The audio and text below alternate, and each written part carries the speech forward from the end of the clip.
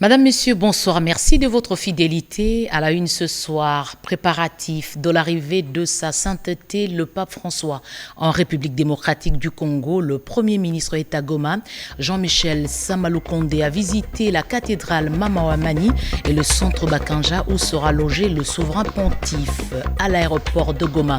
La population exige une bonne évaluation de l'état de siège. Des audits dans les entreprises du portefeuille pour 2020-2021, le Conseil supérieur du portefeuille traque les détourneurs, remboursement des fonds détournés, des sanctions positives et négatives sont envisagées. Adel Kaïnda, ministre d'État au portefeuille, vient de donner le ton. Les inspecteurs de l'IGF sur le chantier de 9e jeu de la francophonie, une mission de contrôle et vérification des réalisations financées par le Trésor public. Le rythme s'accélère sur le terrain à Kinshasa. Vous allez le découvrir dans cette édition d'information. Voilà tout pour les titres. Encore une fois, bienvenue, Madame, Messieurs. Des artistes musiciens congolais interdits de prester en Europe, une mesure qui a longtemps étouffé les talents. La ministre de la Culture a été invitée au Sénat pour s'expliquer. Sandra Niangitabou, Gelor Kimpianga, Denis Kungi. Les membres du gouvernement défiler devant les sénateurs est un devoir de redevabilité qui nourrit la jeune démocratie congolaise et participe à la transparence de la gouvernance. La ministre de la Culture et des Arts, Cathy Katungu, répondait dans cette optique à la question orale avec débat lui adressée par le sénateur Denis Kambaï Chimbumbu sur l'embargo décrété contre la production des artistes musiciens congolais dans l'espace Schengen. Après l'intervention de l'auteur de cette question, un débat général a été ouvert par l'honorable président du Sénat, Modeste Bahati Lukwebo, pour permettre aux sénateurs de s'adresser à la ministre de la Culture et des Arts sur cette situation qui freine la promotion de la culture et de la musique congolaise depuis plus d'une décennie. Cathy Katungu reviendra très prochainement après avoir sollicité et obtenu de la plénière quelques jours pour rencontrer les préoccupations soulevées par plus de 30 sénateurs. La majorité des questions se sont focalisées sur les dispositions et mécanismes mis en place par le gouvernement pour mettre fin à ces pratiques afin de permettre aux artistes musiciens congolais de reprendre avec leur production dans l'espace Schengen. Il faut noter que la plénière, après la présentation du rapport de la commission PAJ sur la vérification du mandat, a validé le pouvoir du sénateur Bwanoko Kalombo, premier suppléant du sénateur Boniface Mwawatadi, décédé il y a quelques mois. Jean-Michel Samaloukonde à Goma, évaluation de l'état de siège au Nord Kivu, soutien aux troupes engagées au front. Le Premier ministre est à la tête d'une forte délégation de son équipe depuis ce lundi à Goma. L'agenda du Premier ministre prévoit aussi des visites pour préparer l'accueil du chef de l'Église catholique, envoyé spécial Pati Tondouango Kizonda. Bienvenue le Sala. C'est autour des 13h30 heure de Goma dans le Nord Kivu qui est l'avion qui avait à son bord le Premier ministre Jean-Michel Samaloukonde qui est atterri à l'aéroport de Goma. Au pied de l'avion, des gouverneurs militaires Constant Ndima et quelques autorités de la place pour un accueil. Le chef du gouvernement était à la tête d'une forte délégation des membres de son gouvernement composée du vice-premier ministre, ministre de l'Intérieur, de la Défense nationale, de la Justice, de la Communication et des médias ainsi que de l'industrie. À l'aéroport, les députés nationaux et provinciaux, l'évêque de Goma, les membres du cabinet du Premier ministre et les forces vives étaient présents pour saluer la présence du chef du gouvernement dans cette province sous état de siège. Honneurs militaires et de la police nationale congolaise étaient au rendez-vous.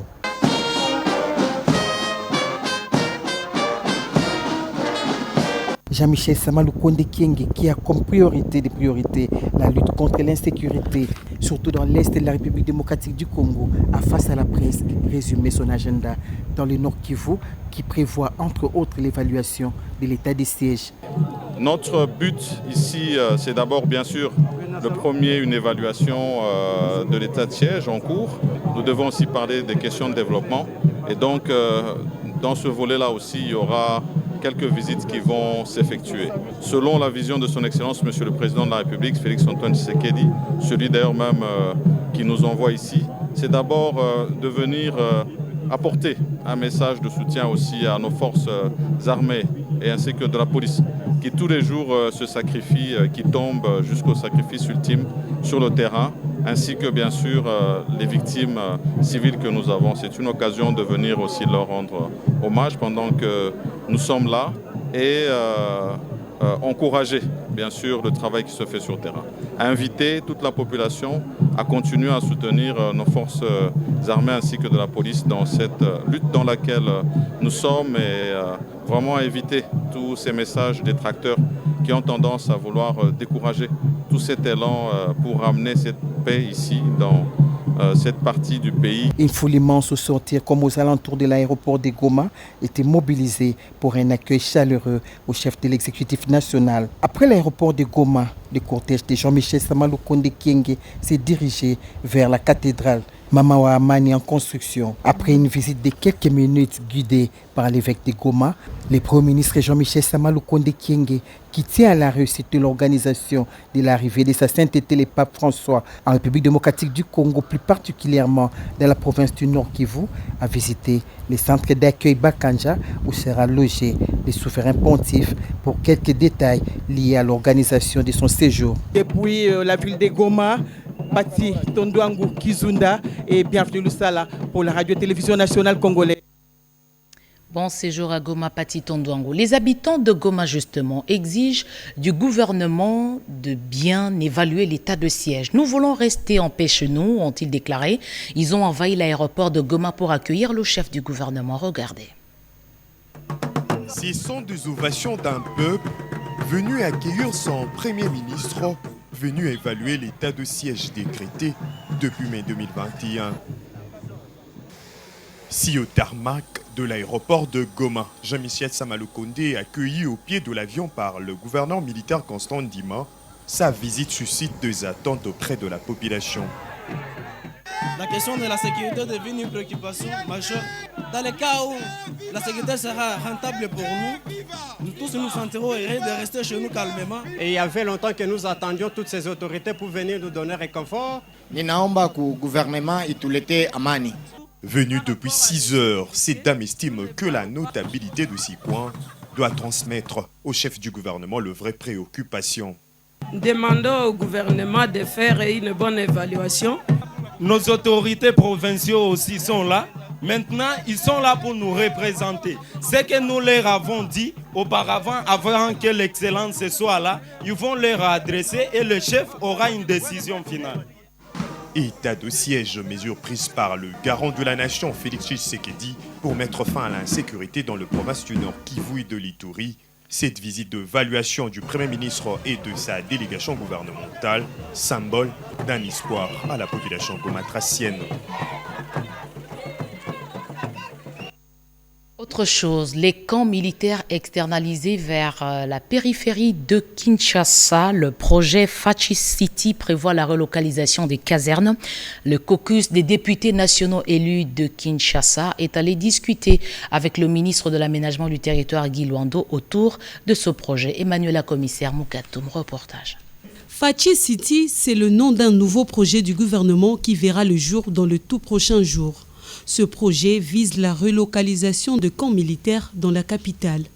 Soucieux d'avoir l'information à la source, les élus nationaux de Kinshasa ont sollicité et obtenu une séance de travail avec le ministre d'État en charge de l'aménagement du territoire sur tous les contours de ce gigantesque projet. Le ministre d'État, Guy Luando Mboyo, a à cette occasion fait un état de lieu de son secteur, question de présenter à ses hôtes les réalisations de son ministère qui joue et qui jouera toujours un rôle clé dans la relance des développements à la base. Maître Guy Luando a sollicité le soutien des élus pour la matérialisation de ce projet qui s'inscrit dans la vision du chef de l'État, celle de doter le pays des infrastructures modernes et d'améliorer les conditions de vie des hommes en uniforme et leurs familles. En 2016, le ministre de l'Aménagement du territoire, Urbanisme et Habitat de l'époque avait contracté avec le groupe Kinkobi pour la relocalisation du camp Kokolo. Dans cet accord, indique Maître Guy Luando Mboyo, le gouvernement devait disponibiliser pour sa part le terrain et l'entreprise à son tour, apporter un financement conséquent et construire le camp militaire selon les normes internationales.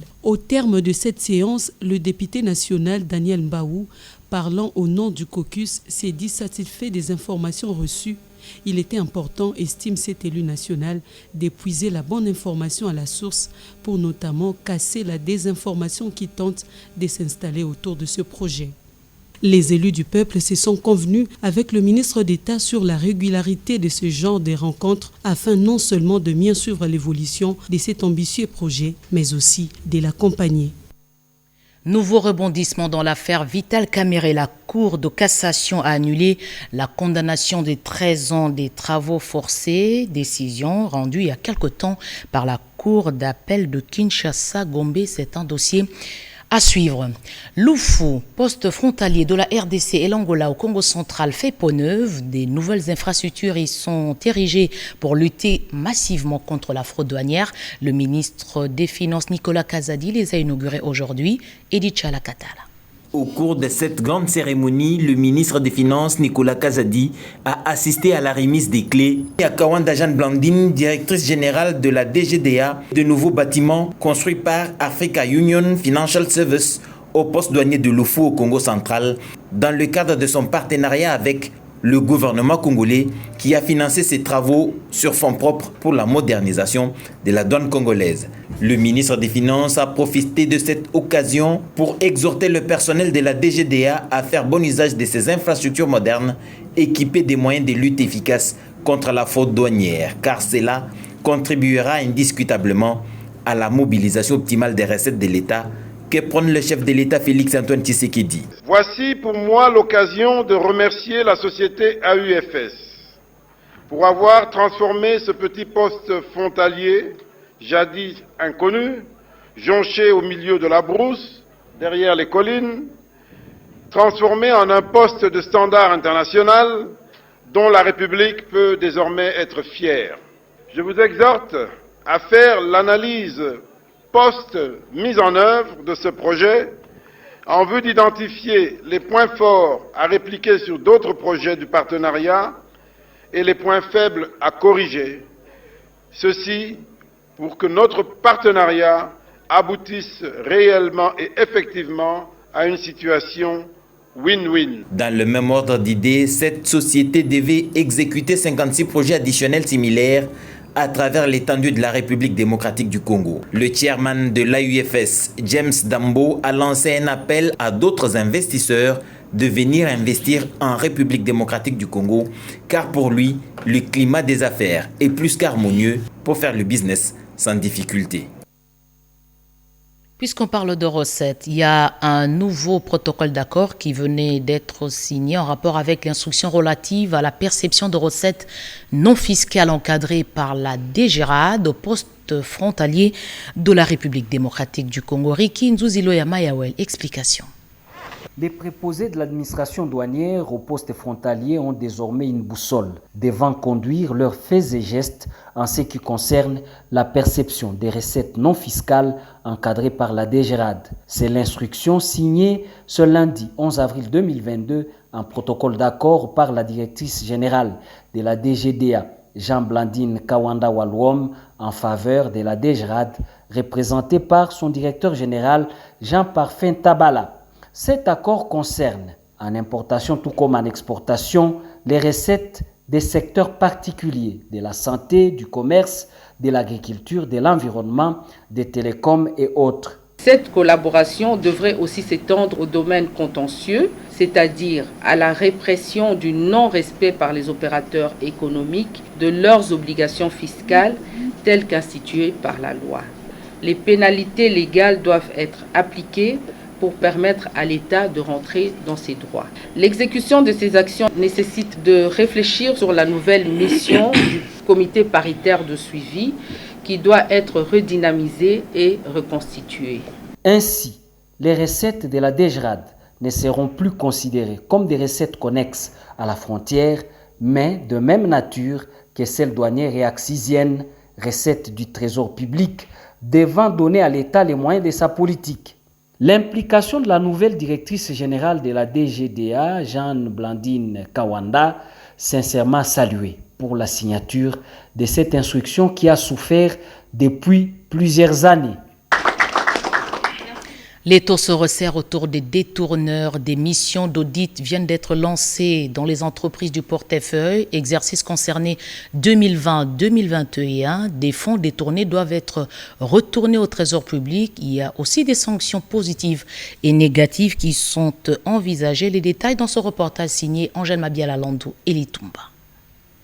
Les audits de gestion des entreprises publiques initiés par la ministre d'État en charge du portefeuille s'inscrivent dans le cadre des prérogatives de son ministère auquel incombe notamment la charge d'évaluer, de contrôler et de redresser les entreprises publiques afin de garantir à l'État actionnaire de revenus générés par son portefeuille et contribuer ainsi au financement substantiel du budget de l'État. Tout en tenant compte de cet état de choses, j'ai pensé qu'il était important que mon ministère engage un processus d'audit classique intégrant les diligences recommandées à la matière pour déboucher sur des observations objectives opposables aux mandataires desquels auront le droit, à travers un mécanisme du contradictoire achevé, à fournir leurs moyens de défense. Ainsi, les conclusions définitives permettront non seulement d'arrêter la sanction positive ou négative à laquelle chacun se soumettra et en cas de besoin, les mandataires indélicats se verront obligés de restituer les biens et de rembourser les fonds de la société en cas d'infraction établie de détournement. La période concernée par cet audit de gestion qui sera conduit par le Conseil supérieur du portefeuille comprend les exercices sociaux 2020 et 2021. L'audit de gestion auquel les mandataires publics sont soumis ne constitue nullement une chasse à la sorcière, mais plutôt un exercice normal de reddition des comptes, une nécessité et une obligation de rendre compte pour tout mandataire chargé de la chose publique. Retour vers la norme, le nouveau site du Renatelsat dans la commune de Maluku, ici à Kinshasa, spolié depuis 2021, vient d'être loti.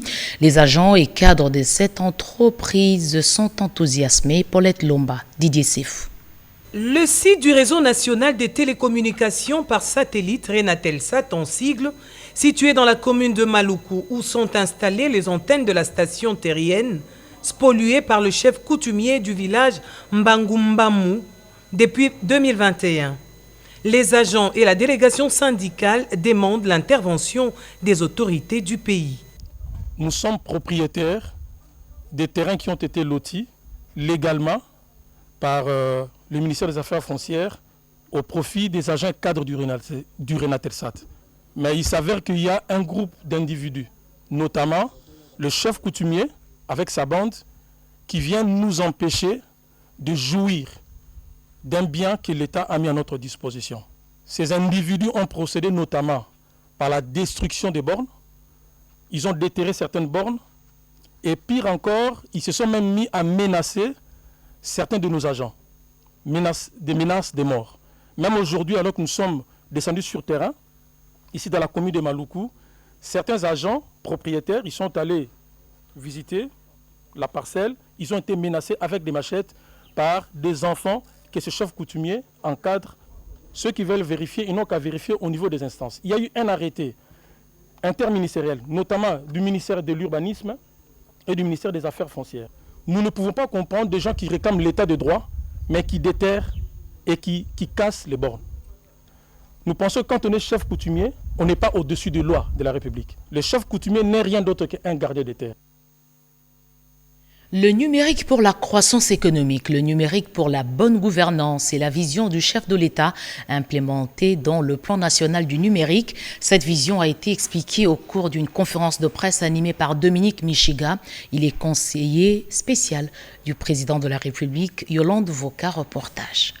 Dans son exposé, l'orateur conseiller du chef de l'État en charge du numérique, Dominique Migisha, a informé le participant à cette conférence qu'il y a aujourd'hui dans l'action du gouvernement congolais, avec l'arrivée du ministre du numérique à côté des cellules de Pétentique, la mise en œuvre du programme national du numérique, PNN en sigle. Il existe à ce jour une architecture institutionnelle de la mise en œuvre de 69 projets prioritaires du Programme national du numérique, PNN, et de tous les autres projets de transformation numérique de la RDC. L'exécution de ces 69 projets est supervisée par le comité institutionnel de suivi de la mise en œuvre du PNN. Dominique Migisha a rappelé à l'assistance qui, dans sa vision, le chef de l'État Félix-Antoine Tshisekedi Tshilombo veut faire du numérique congolais un levier d'intégration, de bonne gouvernance, de croissance économique et de progrès social. Et pour y parvenir, le PNN doit se faire accompagner par des entreprises spécialisées et s'appuyer sur l'expertise congolaise. Le PNN qui court jusqu'à l'horizon 2025 est une stratégie qui cible le défi majeur de la République démocratique du Congo. À cet effet, il repose sur 4 piliers, à savoir les infrastructures numériques, les contenus, les usages applicatifs, la gouvernance et régulation. Le numérique peut corriger un certain nombre de problèmes que traverse notre pays, notamment en termes de gouvernance. Donc principalement le numérique, c'est la bonne gouvernance, c'est la transparence et la redevabilité. Et ce sont autant de questions critiques qui font défaut à la RDC et c'est la raison pour laquelle nous avons malheureusement de mauvais indicateurs et de mauvaises performances. Pour organiser cette conférence débat, Dominique Migisha, conseiller spécial du chef de l'État en charge du numérique, a bénéficié de la collaboration du Cercle des anciens du Collège Saint-Joseph-Elikia. Le G23 a été remis en service à Inga au Congo central. La SNEL dit se battre pour améliorer la qualité de ses services en termes de fourniture de l'énergie électrique. Yvette Makontima, Cédric Keninambo. C'est à travers cet écran serveur que l'on constate le fonctionnement du groupe 3 de la centrale hydroélectrique d'Inga 2. Le G23 tourne désormais en plein régime avec sa puissance installée des 90 MW. La remise sur les réseaux de ces groupes est intervenue ce dimanche 10 avril à 16h, après les remplacements du transformateur d'excitation. Tout a été fait avant les délais. Les travaux devraient prendre fin le mardi 12 avril grâce à l'ingéniosité des techniciens de la SNEL SA. Le G23 est de retour au réseau 2 jours avant, plutôt que prévu. Depuis hier à 16h30, le groupe G23 est rentré au réseau et actuellement il peut produire 90 MW sans problème. Donc Inga 2 a récupéré actuellement 90 MW qui étaient perdus sur le réseau. Et aujourd'hui nous avons 5 groupes sur une machine qui tourne à Inga 2. La SNEL SA se bat bec et ongle non seulement pour la réhabilitation et modernisation de son parc de production, mais aussi pour la remise en conformité de son réseau de distribution et ce, dans le cadre du projet EASY, avec comme ultime objectif la fourniture de l'énergie électrique de qualité à la population. La SNEL SA entend améliorer ses services afin de mieux servir sa clientèle. L'IGF, derrière les fonds affectés à la construction des infrastructures pour les 9e Jeux de la francophonie, une équipe d'inspecteurs est arrivée sur les différents chantiers à Kinshasa. Question de faire une évaluation. Rodépanda. La confiance n'exclut pas les contrôles et time is money, disent les Anglais. Ces principes ont bien trouvé leur sens en cette période de construction des infrastructures pour le 9e Jeu de la francophonie.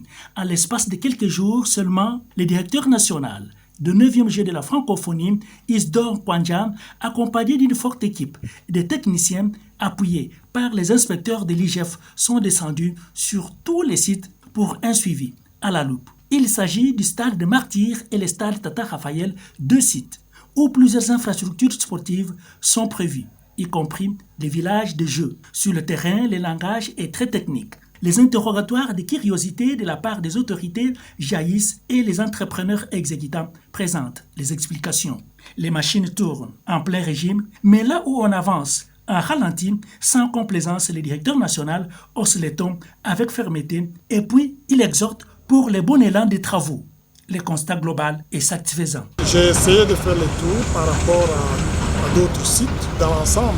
Ils sont en train de travailler, nous les avons trouvés en train de travailler. Tout ce que nous leur demandons, c'est d'essayer d'augmenter le nombre d'ouvriers, de travailler davantage pour qu'ils puissent fournir les infrastructures dans les délais. Quand l'argent de l'État est affecté quelque part, c'est pour des fins utiles. C'est tout ce qui justifie la présence des inspecteurs de l'IGF dans cette mission de contrôle et de suivi technique. Tous les Congolais sont suspendus derrière le chronogramme pour la tenue effective de ce 9e jeu de la francophonie dans les délais, c'est-à-dire en août 2023 et avec succès, à la seule condition que les infrastructures soient livrés à temps. C'est la fin de ce journal. Madame, Messieurs, merci de l'avoir suivi à travers le monde. Je rappelle les principales informations. Le chef du gouvernement est à Goma depuis ce lundi. Jean-Michel Samalou Kondé va pour évaluer l'état de siège dans la province du Nord Kivu, mais aussi se rendre compte de l'évolution des préparatifs de l'arrivée de sa sainteté, le pape François, en République démocratique du Congo. Il est à la tête d'une forte délégation de son équipe, dont le porte-parole du gouvernement. Des audits dans les entreprises du portefeuille pour 2020-2021. Le Conseil supérieur du portefeuille traque les détourneurs des remboursements des fonds sont attendus, ainsi que des sanctions positives et négatives. Le ton a été donné par Adel Kainda ce lundi. Les inspecteurs de l'IGF sur le chantier de 9e jeu de la francophonie, une mission de contrôle des vérifications et vérification des réalisations financées par les Congolais. Le rythme s'accélère sur différents chantiers dans la capitale.